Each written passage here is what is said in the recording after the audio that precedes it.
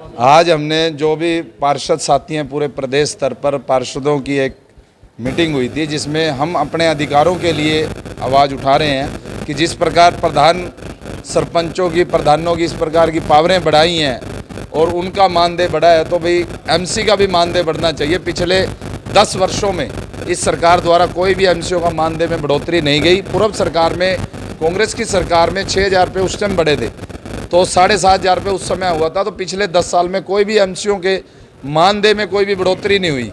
तो एमसी की ड्यूटी सबसे सख्त ड्यूटी होती है, क्योंकि पब्लिक से सीधा जुड़ा हुआ व्यक्ति है तो वो एमसी और सरपंच होता है। क्योंकि वार्ड की कोई समस्या है या गांव की समस्या है या कोई भी समस्या, सबसे पहले वो पार्षद के पास जाती है। पार्षद के थ्रू ही वो एसडीएम तक जाएगी, पार्षद के थ्रू ही वो विधायक तक जाएगी। तो पार्षद की ड्यूटी बहुत ज़्यादा दिन रात की ड्यूटी है। उसके बावजूद भी पार्षद का कोई मानदेय सरकार द्वारा नहीं बढ़ाया गया। तो हम एक तो हमारे मानदेय की डिमांड करते हैं सरकार से, और दूसरा जो हमारे वार्ड के अंदर काम है, कई ऐसे इमरजेंसी कार्य होते हैं जिसको पार्षद के पास कोई एक समस्या आ जाती है, तत्कालीन करना होता है। जैसे कोई गड्ढा हो गया या कोई जगह बैठ के तुरंत प्रभाव से उसको भराना होता है। तो इस प्रकार पार्षद की भी कुछ शक्ति होनी चाहिए, वो भी जनप्रतिनिधि है। जिस प्रकार से विधायक और एमपी जनता द्वारा चुने जाते हैं, उसी प्रकार से पार्षद भी जनता का प्रतिनिधि है और जनता द्वारा चुना जाता है। तो उसकी भी शक्तियों में बढ़ोतरी होनी चाहिए। भाई इस प्रकार का कोई कोटा होना चाहिए। 5-10 लाख रुपए की सैंक्शन जो पार्षद अपनी कैपेसिटी पे वो इमरजेंसी कार्य वार्ड में करा सके, उसकी मॉनिटरिंग सरकार किसी मर्जी से कराए। कोई भी गलत कार्य होगा उसकी जांच कराए, लेकिन उसकी पावर होनी चाहिए। तो जिस प्रकार से भाई पार्षद की भी शक्तियों का बढ़ना चाहिए। और एक हमारी है कि जिस प्रकार पीछे कोरोना काल था, कोरोना काल में आपने देखा कि बड़े बड़े विधायक मंत्री वो लुप्त हो गए थे, लेकिन पार्षद अपनी ड्यूटी पूरी सच्ची ईमानदारी से पूरे वार्डों में जहाँ जहाँ उनकी ड्यूटी थी, पार्षद सरपंच सभी अब अपनी ड्यूटी पे खड़े थे।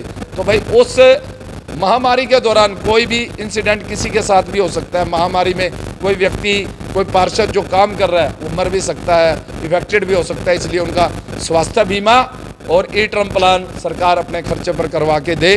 तो हमारी सरकार से यही मांगे हैं कि जिस प्रकार से भाई सभी पार्षद आज पूरे प्रदेश स्तर में इकट्ठे हुए हैं, तो सरकार हमारी मांगों को माने, नहीं तो हमें भी कोई बड़ा आंदोलन करना पड़ेगा।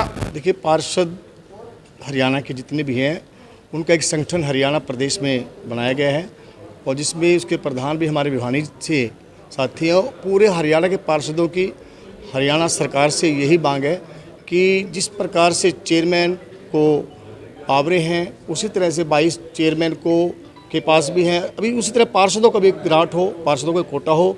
10 लाख रुपए की हमने मांग रखी कि पार्षद को 10 लाख की गिराट का उसके पास होना चाहिए, ताकि वार्ड के छोटे मोटे काम करवा सके। दूसरा हमारा जो मुख्य मुद्दा है कि जो मानदेय है वो 7500 रुपये है, और नगर पालिका में तो 4500 रुपये ही है। नगर पालिका में, नगर परिषद में ये मानदेय बढ़ाया जाए, ताकि पार्षद जो डायरेक्ट पब्लिक से डीलिंग रहती है इनकी, तो इनका भी मानदेय बढ़े। और माननीय मुख्यमंत्री श्रीमान मनोहर लाल खट्टर जी, जिन्होंने पिछले दिनों हमारे हरियाणा के सरपंचों को, पंचों का मानदेय बढ़ाकर उनको सम्मान देने का कार्य किया है, उसी तरह मैं माननीय मुख्यमंत्री जी से यही निवेदन करूंगा कि पार्षदों का भी मानदेय बढ़ाए, ताकि पार्षद प्रोत्साहित होकर उनके साथ कंधे से कंधा मिलाकर सरकार को आगे बढ़ाने में उनका सहयोग करें। ऐसा है, आज हम सभी जो पार्षद साथी हैं और पार्षद प्रतिनिधि हैं, वो सब इकट्ठे होकर हम एसडीएम साहब के पास आए थे। उनकी अनुपस्थिति में आज हमने उनके रीडर को एक ज्ञापन दिया है, जो कि मुख्यमंत्री तक पहुँचाने का काम करेंगे।